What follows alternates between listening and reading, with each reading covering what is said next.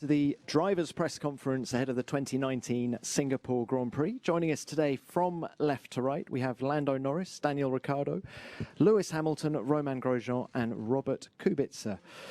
Well, Romain, if we could start with you, please. Many congratulations. It's just been announced that you're staying with the Haas team in 2020. Please, can you give us your reaction to this news?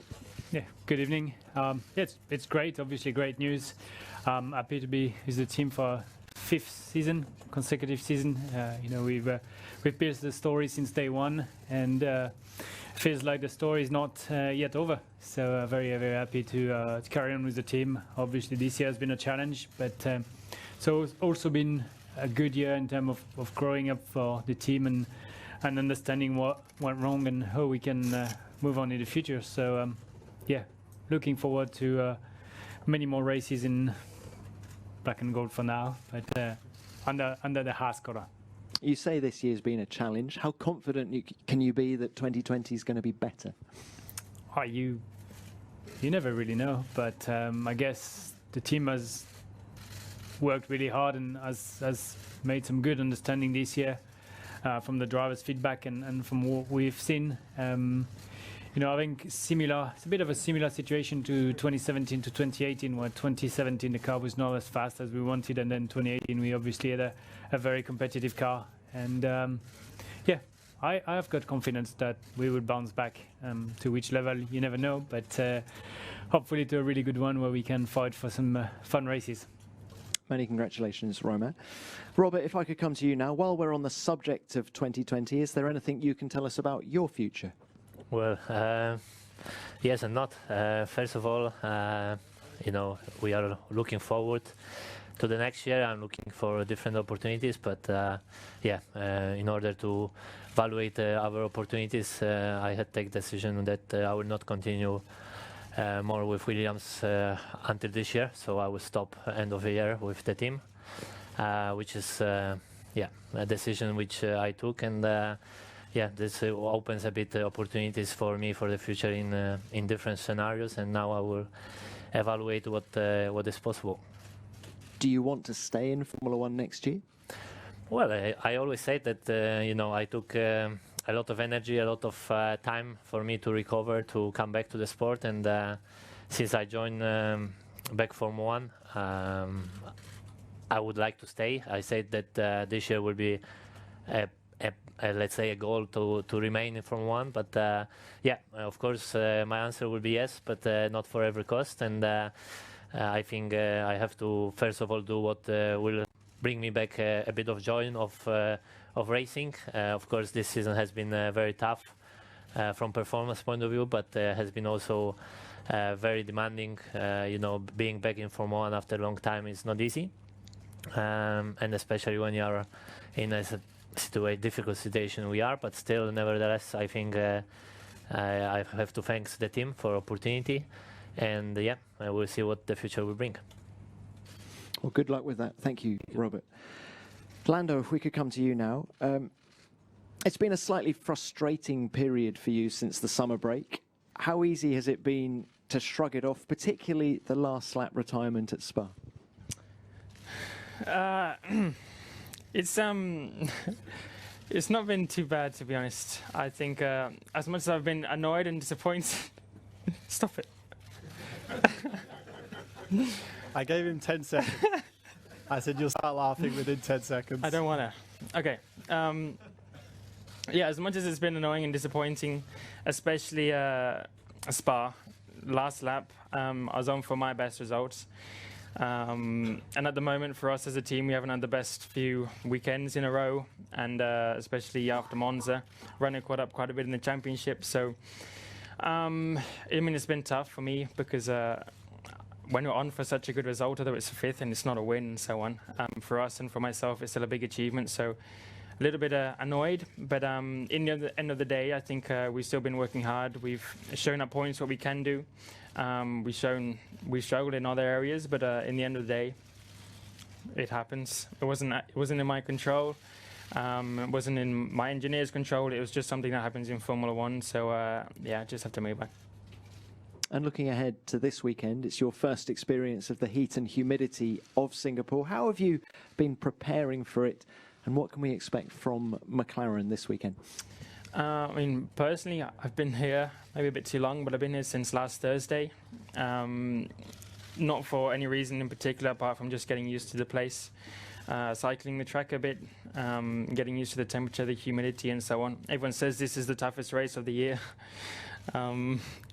for the drivers. You're sweating already. I know.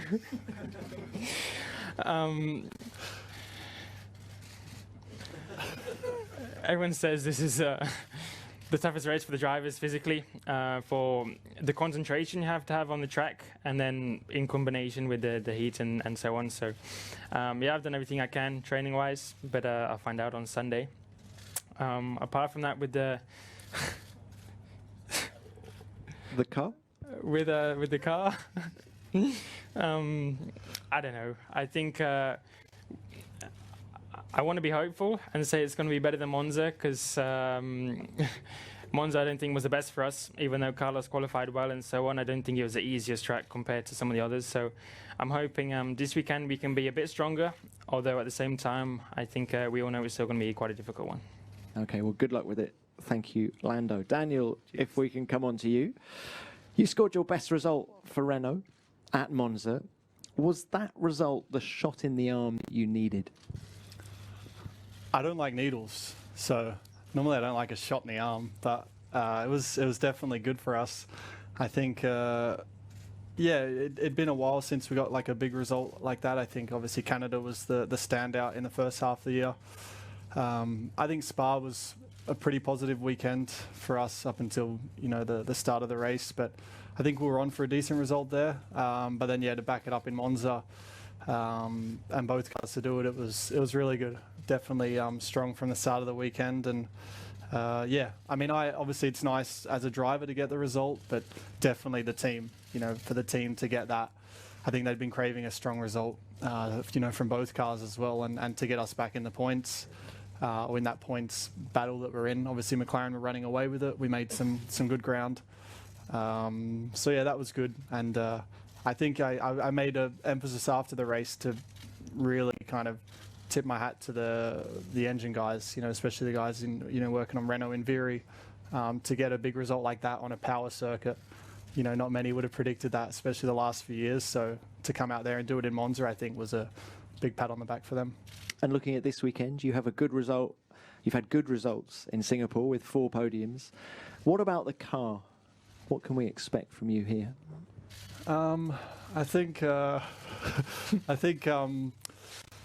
I don't know. It's I mean, the last few races we seem to perform better on the kind of lower downforce circuits, but going back to Monaco, I guess that's the most similar circuit to probably here, and we qualified quite well there. So I think we do have the potential to be good on this circuit as well. I don't think it comes as natural for us or for our car at the moment, but I definitely think we can put it together. So might have to work a little harder for it, but I think the pace is ultimately there in the car. We just gotta find it. But it's a fun one, as all the boys really said. It's physical, it's hot, bumpy, but street circuits they're a good time. Good luck. Thank you, Daniel. Lewis, thanks for waiting. Coming to you now. You're gunning for your 5th win here in Singapore, and after the battles with Ferrari at Spa and Monza and Red Bull prior to the summer break, how tough are you expecting this race to be? Well, this is one of the toughest races, if not the toughest race of the year, physically and mentally. So and we come here each year. It shifts between the Ferraris, Red Bulls, and us. I think last year the Red Bulls have particularly been quick over the years, so we anticipate they're going to be strong this weekend. So, and again, have no idea whether Ferrari whether they'll be quick as they have been in the last 2 races or not. So. We're just focused on ourselves, trying to make sure we extract the most we can. We've not really performed that well, particularly over the last couple of years, but come out with not such bad results due to other circumstances. So I hope that we fare well. Any concerns about the performance of your car in the heat following the cooling issues that you had in Austria earlier in the year? I'm sure that's definitely on the radar, but it's not really the hottest that we've seen so far, so fingers crossed it says something similar to this. But of course, if the rain comes or whatever, if it gets hotter through the weekends, it could change. Okay. Thank you, Lewis. Good luck. Let's open this to the floor, and please remember to give your name and publication. First question, please.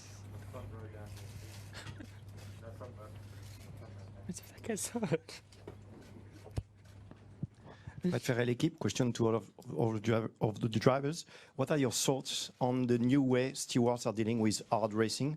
And second question, is the haze in Singapore a concern for you as a drivers? Hard racing. Let's start with you, Lando. I'm sorry, I didn't hear what you said.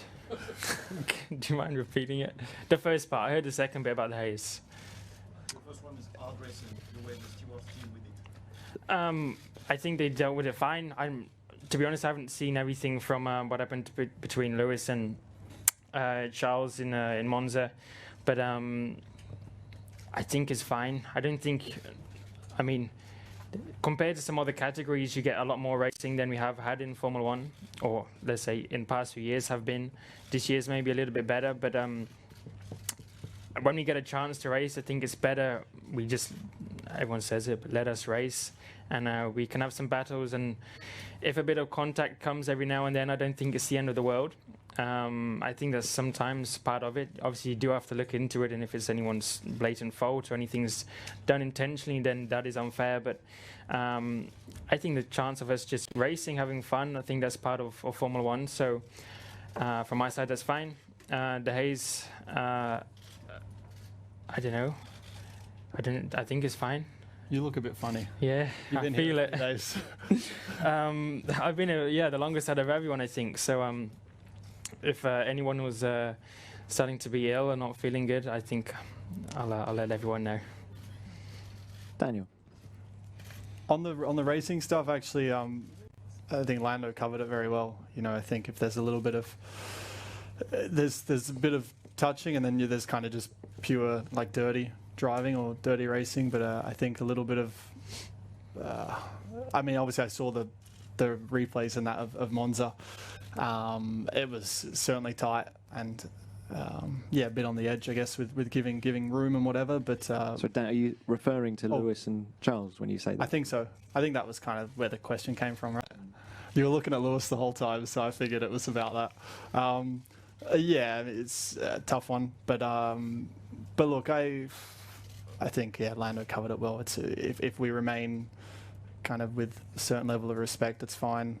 But if you're repeating, let's say, a little bit of dirt too often, then I guess either you get payback from the driver or I guess the steward should intervene. But for now, I think we're doing okay with controlling it. Obviously, at times as well in the car in the race, your tempers and emotions can take over. So maybe your initial feeling is harsher than maybe what you think afterwards once you've reflected. But generally, I think they're doing okay. It's hard unless you're in the car, unless you're in our position. With our point of view, it's really hard to get it perfect every time. So we also have to sympathise with them a little bit. It's not as easy from the outside. Haze and pollution? It's been okay for now. Yeah. No further comments. Lewis, hard racing. I think they both answered it pretty well, so I don't really have much more to add to it, to be honest. And the haze should be fine. Maybe we'll see more of it on Sunday. No further thoughts on what I happened? asked everyone. We're going to be here forever if we all answer it, so. No, you can stop here. It's fine. Yeah, We we are agree. happy. But Lewis, you've got no further comment on what happened at Monza with Charles? No, moving forward, there's nothing we can do about the past, and I'm down for hard racing, so we're good. Okay, thank you. Romain? No comment. No, just same thing. Okay.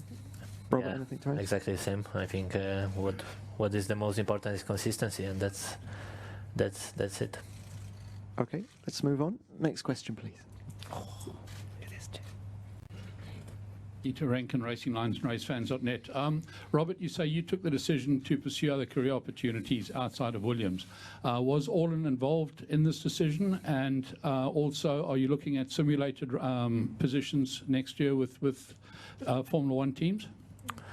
So first one, it was my decision. So of course I know there are some consequences which then the Orlen follows my decision, and but this is a completely different topic. It has been only purely my decision. Regarding simulator, I don't want to go too much to the details, but as I said, I will evaluate different opportunities. I will be very surprised I will be doing only simulator, or so I will be very surprised I will not be racing next year. Next one.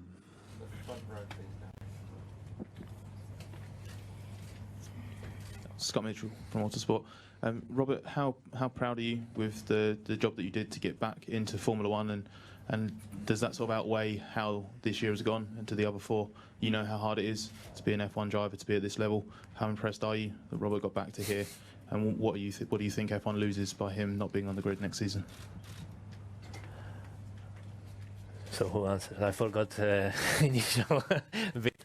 Well, how proud? I mean, I'm not really kind of guy which is proud, but for sure it has been a long journey where I have repeated this for last 2 years, so it's always same story, nothing changed. It has been extremely hard for me, and but nevertheless I still I think I make the right decision. Of course everybody from Williams, myself, we are on the same boat, and we would appreciate better results and better performance this year and easier life, because in the end it is very difficult and tough season for everyone from Williams, but yeah, I just have to move forward, and that's how it is, and this is the outcome. That's the reason I took the decision, and yeah, regarding the others, I think you know you can you make the question to them, but I think we can skip it. It would take long, and anyway. Well, Robert, perhaps we could ask Lewis. You've raced Robert the longest out of the panelists here. Just sort of the impact he's made since he's been back in Formula One. If he doesn't find another seat next year, how much will Formula One miss him?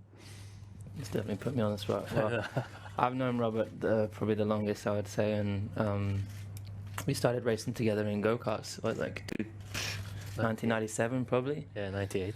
Yeah, so I mean, for me, Robert's one of the most talented drivers that I've competed against. As I said, from that beginning, I already saw the talent that he had, and naturally when he got to Formula 1, it's been a long time, yeah. Things can change. He's quite old now. No, it's still there when you have it, but I think what's really remarkable is the strength and determination he's shown, particularly through the incident that he had. Not a lot of people can come from those kinds of circumstances and come back and make it back into the sport and deliver against others who don't have the same situation that he's been in. So I think it's been great to have him back. It's definitely not as the same scenario as when he was obviously in a more competitive team back in the day, but I think he's done great this year, and we need the best talent in the sport, and we obviously need them to be as high up as possible, creating a part of the show. So I hope he stays. I understand his position, and I don't know what's given him the reason to make the decision, but I hope there's position for him next year. Thank you. Anyone else want to add anything? I think generally it's an inspiration for anyone that had a bad experience. And first time I spoke to Robert was 2009 in Abu Dhabi, I think, and we were supposed to be teammate in 2010, and I was very, very much looking forward to it, and didn't happen. But then obviously I follow Robert as a third or reserve driver at Lotus when he had his accident, and then the way he came back. Just in motorsport, there's other example, but also in life generally, to come back to the highest level. And as you say, fight the way he fought back is very impressive. Thank you. Okay, next question. David Coath, motorlap.com. Question for Lewis. Your pole position lap last year is still being talked about today. What does it take to get into a zone like that on a street circuit of all places? To be honest, it was a bit of a blur the whole lap. I don't know who was driving, but it was obviously special lap from our side, and I think it takes a lot. This track, I've been obviously here since 2008. Tire temperatures are a huge issue. You get to the last sector and the tires are dropping off. It gets a little bit trickier. It's obviously such a long lap. I think it was just a combination of everything. You know, the previous sessions had been up and down. Probably hadn't put a good lap together all weekend, and it just happened to be right at the right moment. And the chances of that happening are quite slim, but it just happened at the right time where the stars aligned, I guess. But more so, you know, the temperatures and just the flow just ended up right. But the focus that you need here, as all these drivers will know, just is it's very intense. Positioning is everything, and timing, you know, really getting yourself into a rhythm is really key here to maximizing the width of the circuit and the potential that's in your car. Thank you. Next one. Wojciech Paprota, Świat Wyścigów. Luis, some times ago you unfollowed everyone on your Instagram and now you basically don't follow anybody, including myself, unfortunately. Does it mean that social media has been some sort of a distraction for you? I don't think I was following you anyway before, so it shouldn't really affect you, but I'm kidding. No, I think I just wanted a kind of a fresh slate. I feel like social media is such an incredible platform naturally, but I just noticed for me, I don't know how it is for you guys, but you wake up and the first thing you do is turn on your Instagram and check what's happening. You're always catching up, and I just decided to change. I wake up now and I have a bit of a read. I start my day differently, and I'm hardly ever on it. And this made a big difference to my life personally. But I do sometimes miss not being able to see what my friends are doing, particularly. And then there's also, sometimes you get people come up to say, hey, you're not following me, but you follow that person. So now I don't follow anybody, and no one can complain. But of course, I have to, if I want to go and see what my friends are up to, I have to go and type their name in now. So, and it's not so easy to go back to follow everyone, because I was following like 600 people or something before. So He wasn't one of them. no. So, but I still follow everyone closely. Like I look at everyone's Instagram, particularly within my sport, you know, to see what they're up to. And I still support people. I don't feel like you should be forced to have to follow people to show that you support them. Thank you. Next one, please. Cezary Gutowski, Przegląd Sportowy. Question to Robert. You've been for a while here, so I would like to ask you what was maybe your biggest challenge in motorsports, or the thing that you are like most proud of that you've done so far? Well, I think honestly, if you take out the results, which for sure in motorsport they have a big influence, probably is last 7-8 years, put it together, and then not one single moment, but definitely it has been probably the biggest achievement of my life. To come back to achieve what I managed to go through what it happens and still manage to race, and being back in F1 grid was definitely a best end of period, best final which I could deserve and which I could imagine. Thank you. Next one, please.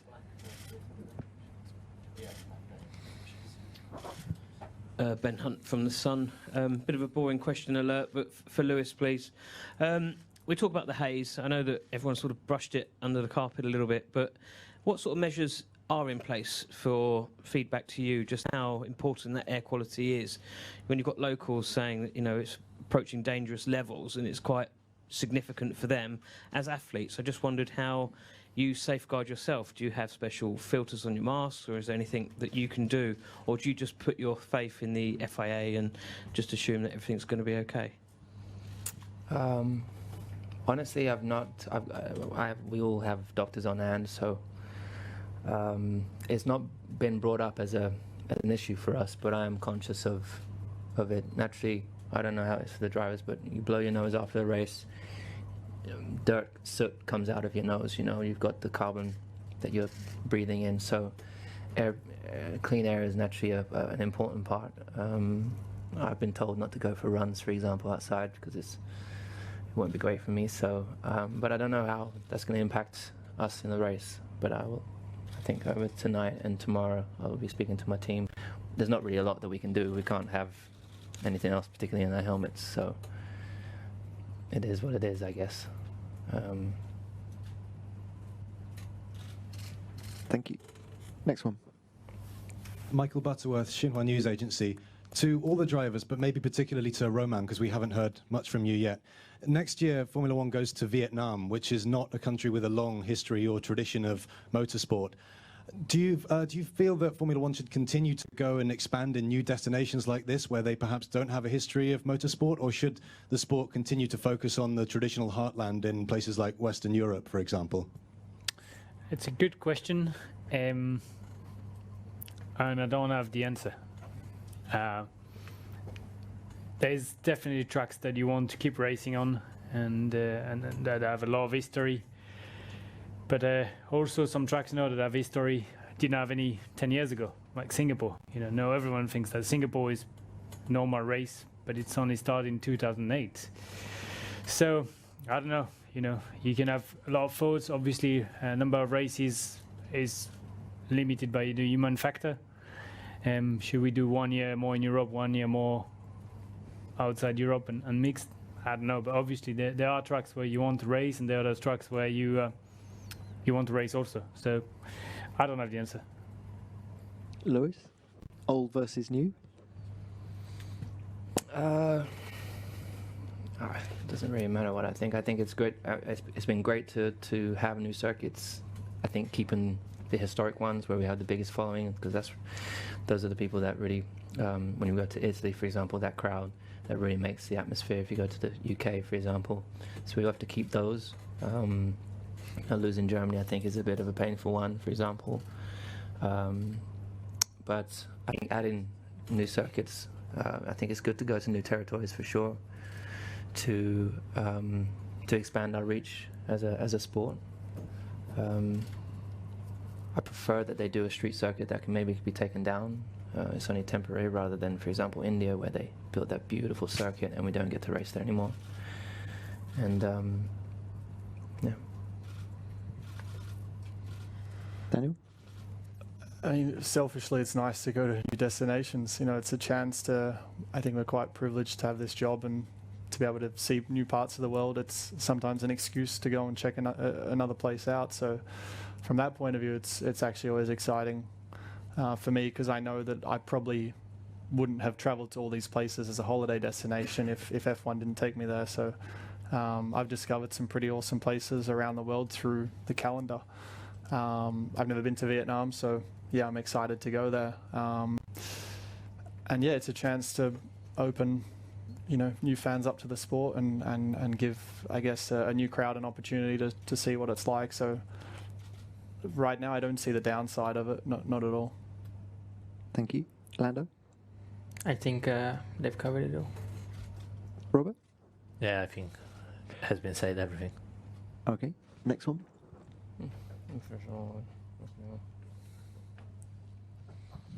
Jorge Nederpelt, Nu.nl. Question to all drivers. Sebastian Vettel is under a bit of pressure right now at Ferrari with a strong teammate. Do you think he can bounce back, and should we not write him off too soon? You've been a teammate of him?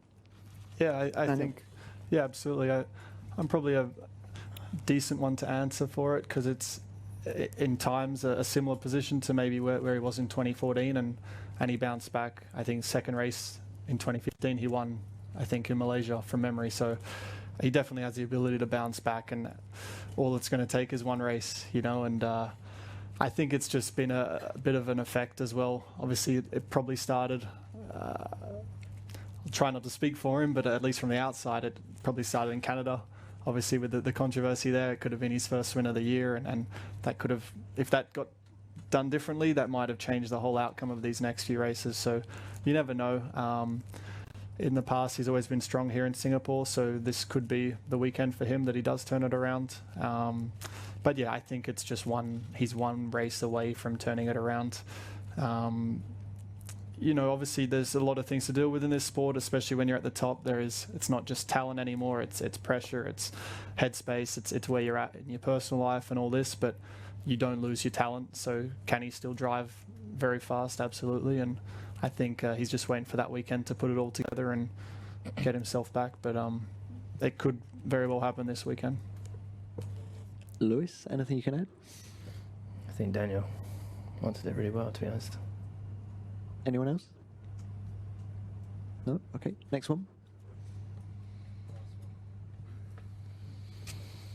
Luke Smith, Crash.net. Lewis, Daniel spoke about the importance of headspace and these sort of off-track pursuits. You obviously have a very active off-track life.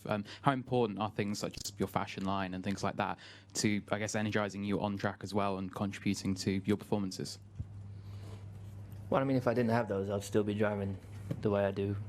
I think they're just things that there are other outlets that, for me personally, that work really well for me and ones that I enjoy. And give me energy, I guess, to continue on doing the other things that I love, such as this job, which is not really a job; it's a hobby, really. So yeah, but it's to each their own. We all do it differently. We all prepare in a different way, but it's only been a positive for me. Okay, that's all we've got time for. Thank you, gentlemen. Good luck this weekend. And a full transcript of this press conference will be available shortly at FIA.com. Sky Sports F1.